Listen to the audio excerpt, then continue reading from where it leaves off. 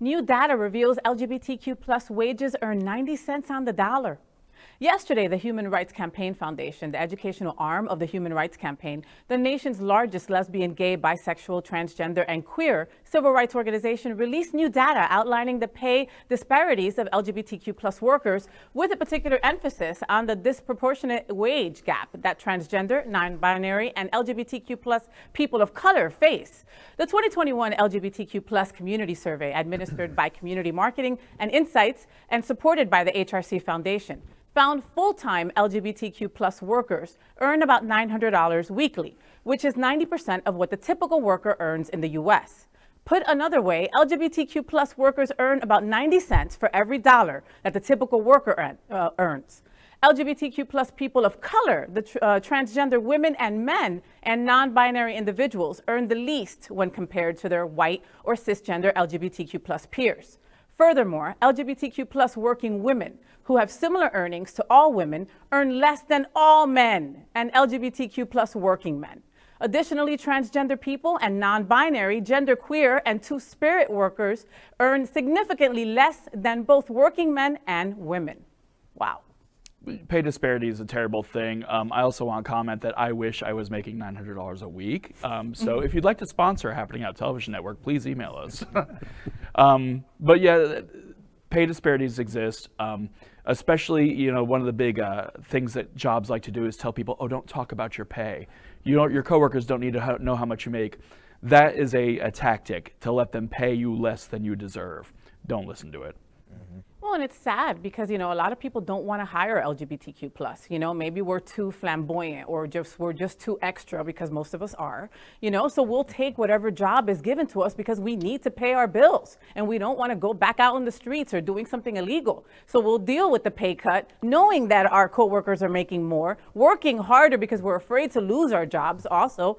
And it's just like normal times at LGBTQ plus world. I think it also speaks to the gig economy. I mean, like myself, I left a job after, I changed careers after 25 years.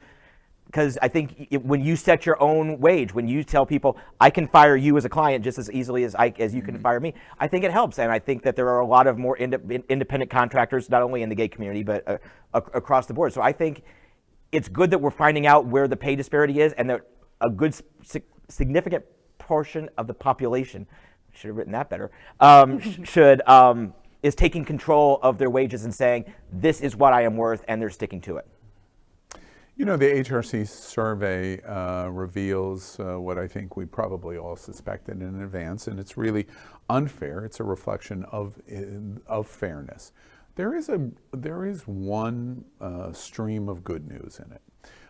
When I moved to South Florida, and specifically to Fort Lauderdale in Broward County, I learned a term that I had never heard before, and that term was majority minority. Broward County, millions of people, majority minority county. And that means that owls face, generally, although I am in a bucket, which is gay, but white men are not the majority of Broward County.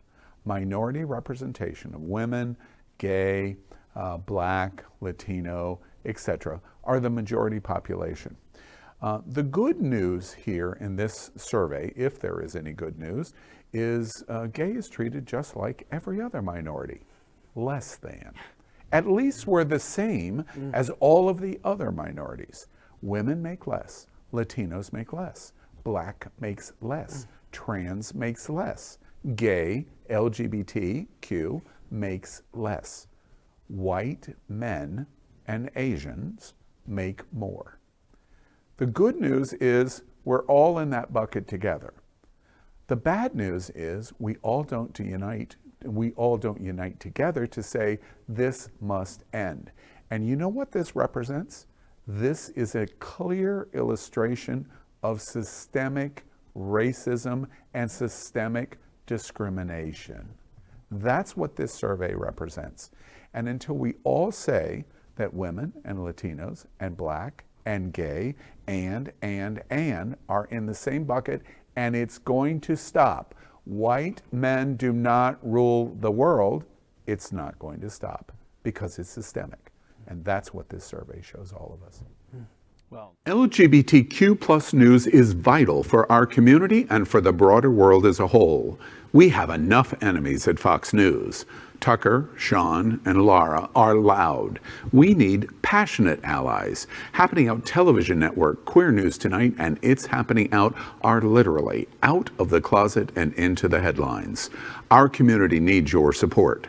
Like this broadcast and subscribe now to ensure the growth of the entire LGBTQ plus